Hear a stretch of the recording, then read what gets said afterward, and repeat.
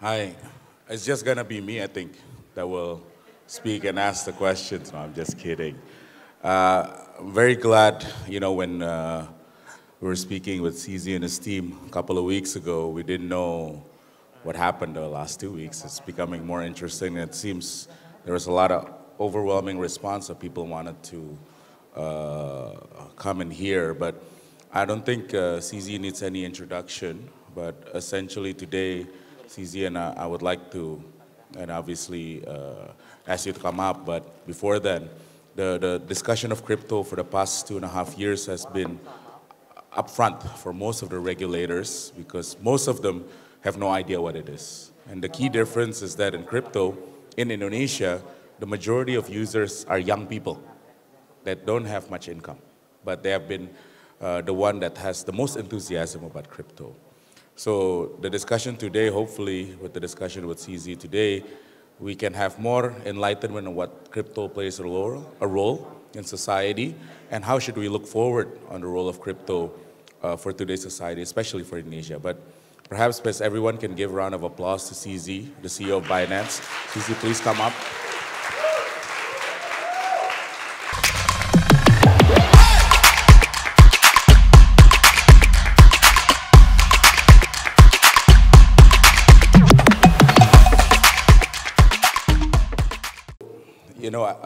I think this is the first time CZ is in an audience speaking live to everyone.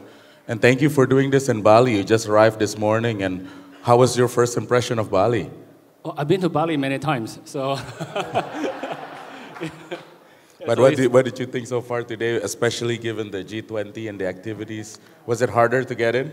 It was a bit harder to get in, but yeah, I think I've been to the same hotel before when I was on vacation. So yeah, it's a nice place to be. Thank you.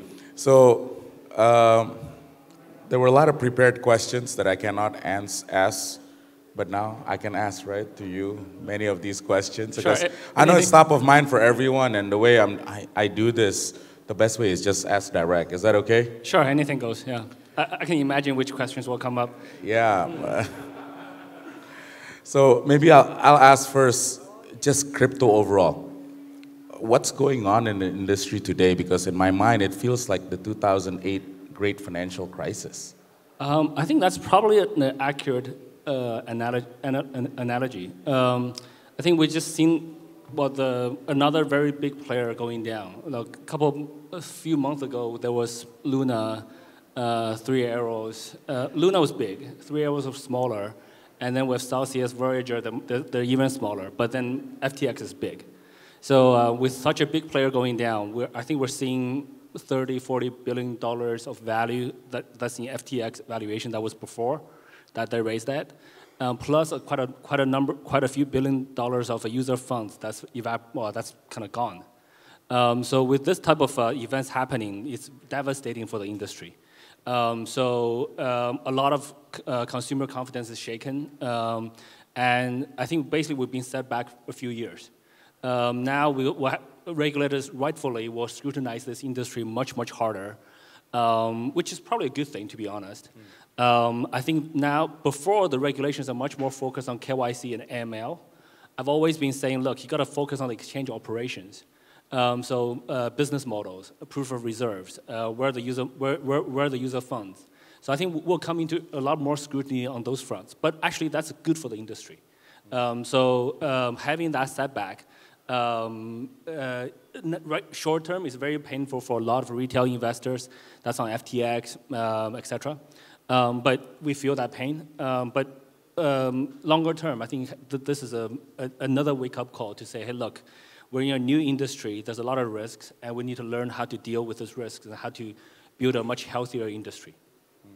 So what happened with FTX, and I know you can't comment on the FTX side, but what actually happened the last 3 days? I mean, this is only 72, 96 hours, but I mean, if you can share with us what's on your mind and what's going on. Yeah, so I think the last 3 days is just a revelation of problems.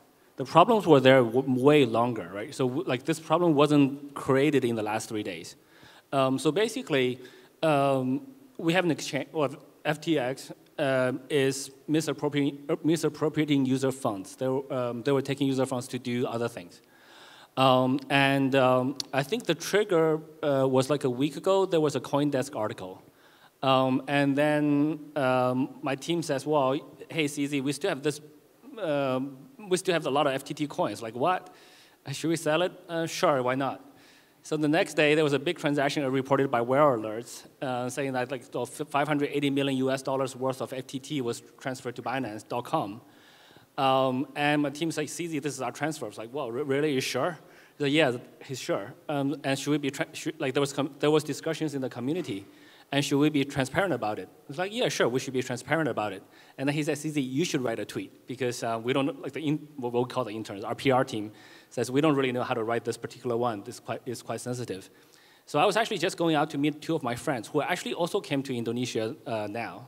I was on my way out to meet with them, and then so I just wrote a tweet in a few minutes. But I wanted to explain, like, how do we have this much, right? So we can't just have $580 million worth of FTT all of a sudden. We got it. We didn't buy it from secondary markets. We got it as a transaction of our exit, equity exit out of FTX a year and a half ago, which was publicly reported. So I said that, and then I didn't know my phone will blow up like over the rest of the evening. So, and I also didn't know, like, no, the second day I said, look, I didn't know that was, this is the, I think the word we used was the straw that broke the camel's back. And that's before Sam, SBF called me 24 hours later. I thought it was just causing a lot of waves in the Twitter, in the community. 24 hours later, Sam calls me and says, hey, CZ, can we talk? Okay. And then he says, well, I thought he was going to do an OTC deal, right? I thought he was going to ask, hey, CZ, why don't we do an OTC deal? Then we can put all the negative comments out, then confidence is restored. I thought he wanted to do that. But instead, he just said, look, we have much bigger troubles. I said, look, we don't want users to be hurt, and we want to protect the users. So the deal, to be honest, I can't comment on any specifics on the deals, but from our perspective, the deal did not make sense from a number of fronts. From a financial perspective, is a big hole. From new users, FTX, we have very high overlap. We cover all the regions they cover, and they have much less users than us. From a technology or product perspective, I think we have a superior product. They don't have anything that we don't have. So our original intention was to, let's save the users. But then the news of misappropriating user funds, and especially US regulatory agencies' investigations, we're like, okay, we can't touch that anymore. So, and then we said, look, and then as soon as I understood we couldn't touch it anymore, I said, let's make that announcement as quickly as possible, because we don't want to do a slow no. If we're going to do a no, we do a quick no. That's one of my principles in business.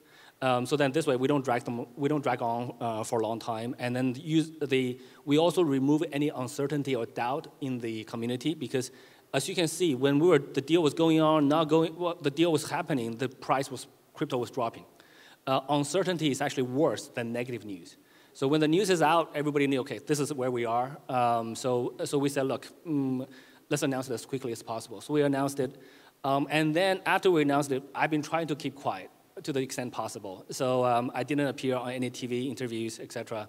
But this was arranged like, weeks ago. Yes. So I still want to honor that commitment. So I flew here. Now here we are. No, but thank you for being so open, given the circumstances and the fact that this is a global news, and crypto enthusiasts is everywhere. And where do you see Indonesia here? And I want to take it a bit out from the story, the recent event. And you already mentioned that this takes a 2-year step back. But yet the enthusiasm of crypto, especially for the young people here, is so high. What should you do as an actor, as a good actor in business? How should you go about this to bring back trust into the industry? So as one of the largest players in the industry, we have to lead by example. So I think the number one thing we have to do is being much, much more transparent. So anything we can do to increase transparency, we need to do. So proof of reserves. Proof of reserves is going to take a couple of weeks, mainly due to the vendor being very busy. We're like, okay, let's do that, but before that, let's publish all of our cold wallet addresses. They were pretty public before anyway, so we published yesterday 6 top coins, which covers actually 80–90% of the user funds. So now people can see on one page which addresses other cold wallets. Anything that we can do to improve transparency. And I think we also want to educate regulators all around the world. How do you do audits on crypto exchanges? Not just KYC, ML, which is important, but how do you check the cold wallets? How do you do user balance reconciliations? How do you check transaction logs? How do you use on-chain monitoring tools to do this? So all of these things we do internally. We do real-time reconciliations across multiple aspects so that we can try to, and if any balance goes off, we get alerted in real time. So should we make those kind of systems public? I think all of these things we need to do as an industry, which actually, on the long term, I think will make the industry much healthier. So yeah, all of these things needs to happen. Yeah. And yet, this essentially the idea of crypto itself is where everybody becomes its own bank in that sense. Yet you mentioned that now regulators is going to step in, given that it plays such a big role in society. Just as a number, 12 and almost 13 million Indonesians have a crypto account one way or the other, from less than 1 million pre-COVID. So that makes up 5% of society today have some crypto exposure one way or the other. So regulators, good or bad, needed or not needed, and how should it play a role?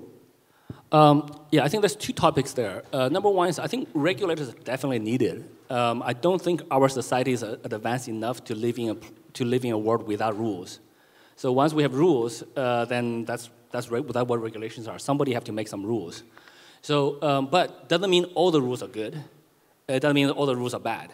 So good rules are good, bad rules are bad. The rules need to be sensible. If the rule says, hey, we're just going to ban crypto altogether in Indonesia, that's one type of rule. I think that's obviously going to be bad. If it's anything goes, that's also not so good in general. There will be a lot of scammers, a lot of guys doing business in a bad way and cause a lot of damage. So we need to find the balance. So it's not an easy task. So that's on the regulation side. And then on the crypto side, with people holding their own assets, be their own bank, I think eventually the technology will get there. But today, it's not easy. Today, technically, you can. The technology is there, but it's just not easy to use. It's not easy for an average person to say, hey, I'm going to save my private keys, have multiple copies of backups. So if I lose my computer, if I lose my hardware wallet, I can restore it. And worst case is we all die. So if I'm no longer around, how does my kids inherit it? Most people, with the tools today, we can do it, but it's just not very easy. 99% of people don't know how to do it. 99% of people probably do not even know how to securely encrypt a USB backup, right? We need to make the tools easier. Once we have those tools, then more and more, as the tools become easier to use while being very secure, more and more people will shift to that. But today, if you look at the real situation today, the majority of people would be much more comfortable using an email, password, and call customer support if they forget it. And we also have many cases where a person passed away. The next of kin comes with a death certificate. We validate it, wait for a month, just make sure that the guy doesn't come back alive. And then we give the funds to their kin. So today, the majority of people, for the majority of what we call regular, normal people, a centralized exchange is easier to use, even though they have to go through KYC, AML, which is actually quite cumbersome. So we need to transition the industry. The industry improves in incremental steps, not giant leaps forward. Yeah. So then, the discussion. So the entire crypto discussion, I've been doing a lot of reading the last 2 years, and it's in fact very romantic notion of finance, right? And in terms of open finance, and now it's being questioned significantly the last 6 months. And now what you're saying also is essentially, yes, our society needs regulation. What stage you think regulators should play a role now? For example, you said, okay, no longer about KYC, Pandu, no longer about just know your customer and AML. What else should they be involved in your view?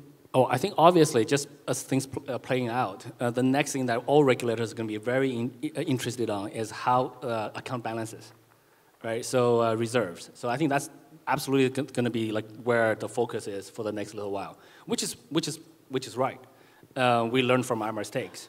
So a week ago, before that, they were looking at loans because all the loan companies had issues. But given the most recent revelations, I think people are going to be much more focused on user assets. So I think that's going to be the next, the next little period that's going to be the focus. Going forward, there's still many other things like wallet security. How do you secure your? How do you do security as a large exchange? How do you handle customer disputes? Yeah. Do you allow ICOs or not in your country? There's a lot of things to decide. So, but I think the next focus is definitely on user asset security. Yeah.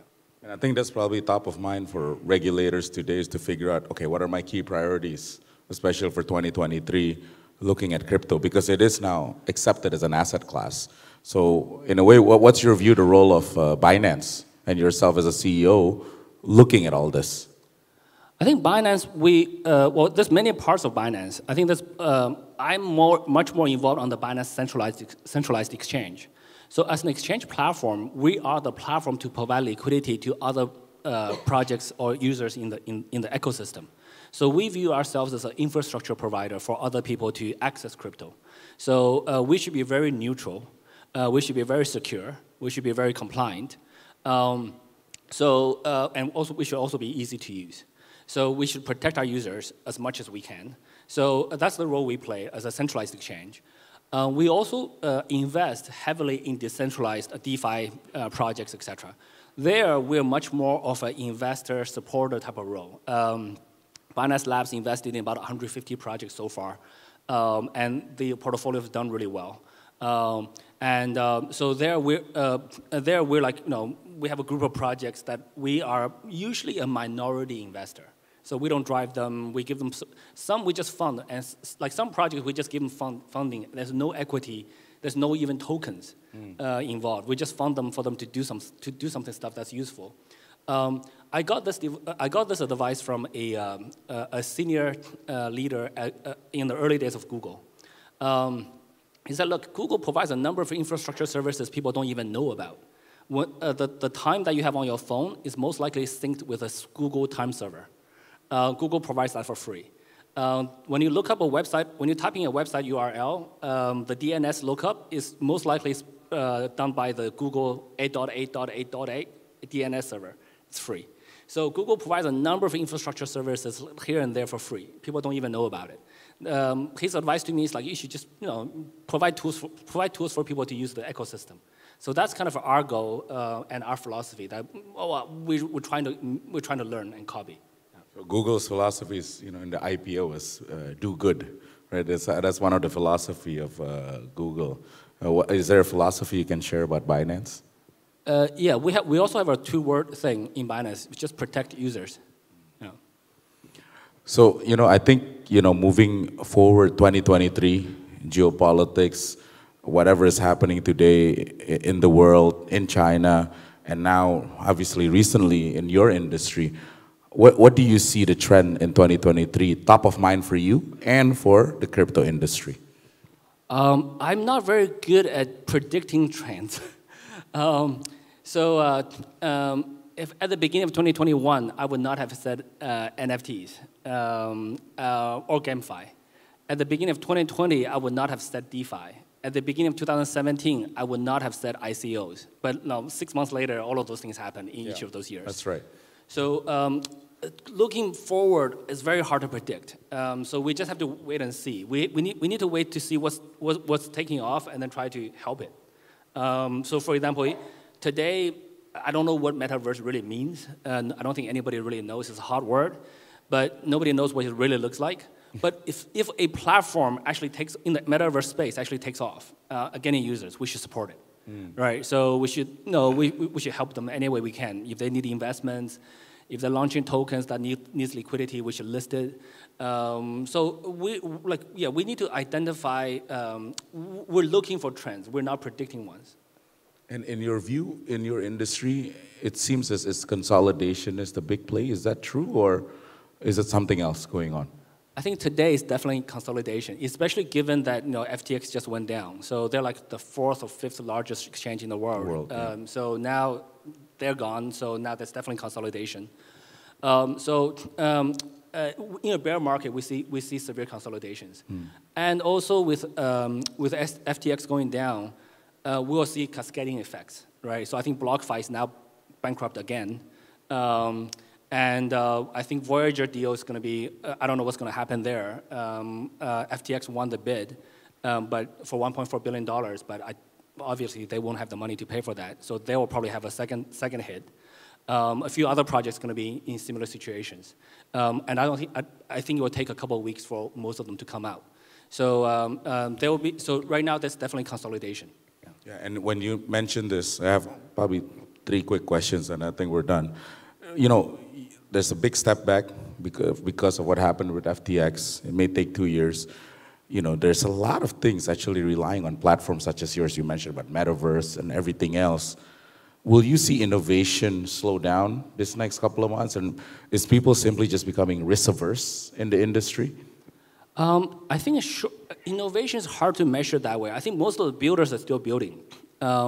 In fact, some of the smaller exchanges might see this as an opportunity because now there's one less, bigger player up there. So there may actually be more people wanting to start exchanges. And I think the builders were building projects. I think Solana ecosystem is quite negatively affected. So I think many of those developers might want to migrate to other blockchains, et cetera, or looking at different options. And BNB chain is one option. There's many other blockchains in the ecosystem. And even just Solana, we would love to help them. The builders will continue to build. But it's, especially for those close to the FTX ecosystem, they will be more negatively affected. But at the same time, there will also be less money coming in, or at least slower, short-term, coming in slower. But the technology is not going away. Right, so it's like the internet is not going away, blockchain is not going away. So we will recover from this, and there will be more.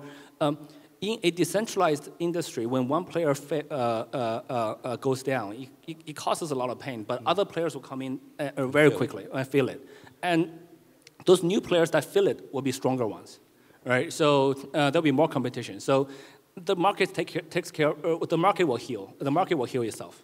And in your view today, just short-term, being pragmatic, do any of your stakeholders really understand what's going on in the crypto? And I mean stakeholders, regulators, auditors, policymakers, right? State leaders. Do they really understand? I mean, if you saw 0 to 10, what level of knowledge do you think they know? To be honest, I think if we say average across the world, they understand. Among the big states, like the countries that matter, U.S., China, the G20 countries that I think even if we take an average of the G20 countries, the understanding of crypto among the regulatory bodies are still relatively primitive. Many of them are trained to think in the traditional financial way. Correct. So I can tell you, to many banking regulators, fractional reserve is very normal. Right, banks every single bank that I know of runs on fractional reserves. So they may not even. This is why they don't look at this problem before this instant. So there are differences, and to be honest, senior members they have a long career to get there. They're trained and molded by traditional finance that didn't exist. Well, crypto didn't exist during their careers until very recently. So many of them are learning this from reading online, et cetera. Many of them don't hold crypto yet. Yes. Right. So many of them have not downloaded a wallet, doesn't have a Binance account, haven't played with things. So many of them are still have a theoretical understanding of it. In my communications with them, I would say still the majority of people have a rudimentary understanding. But the people who really understand. So the regulators in Dubai, they really understand the technology. In France, they really understand it. When I go to those places, I don't have to explain what crypto is. They say, hey, how do we move forward? Yeah. So I guess this is my last question for today. For some of you, you'll see in the B20, we're gonna talk again. But for all of us here in the audience, mainly Indonesians, what is your hope in a way for all of us? Because a lot of our young entrepreneurs, first-time entrepreneurs, some are actually seasoned, like Pak Frankie here, he's my senior mentor here, who's a seasoned entrepreneur. What are kind of the key lessons looking at this cycle, and what is kind of like some values you can instill to them, to the entrepreneurs here? Sure, I think for entrepreneurs, in any industry, I view entrepreneurs as like almost like a 2-3 step process. The first step is really just finding product market fit, right? So you have an idea, you implement something, you see, hey, does this stick? Does it stick means there's a few different ways to measure. Churn rate or stickiness. If you bring one user, do they get a second user in for you? If you achieve that, then you have product market fit. Or if you achieve profitability, or if you achieve growth. So once you achieve that, then you find the right product. Before that, you're in the experimental stage. You should experiment with small amounts of VC money, etc. And then once you find product market fit, that's when you scale. So that's the second phase. Scaling at the scaling phase, then you can raise much more money. You can do more marketing. And you can potentially look at blockchain to issue a coin or a token, because then you have product market fit. The chance of failure is much lower now. Once you issue a token, changing your business model is not that easy, because every time you change a business model, your token price goes up and down, and users complain. So there's a scaling phase, and then there's a maturing phase, right? So at a certain size, regulators will come in, and they'll be looking at governance, etc. So there's a maturing phase. So I think mainly those 3 phases from my perspective. And I would say blockchain, crypto is a very, very useful tool to accelerate the second phase, not the first phase. I don't recommend people to use crypto for the first phase. Thank you, CZ. I want everyone, please give a round of applause to CZ for being open. Thank you.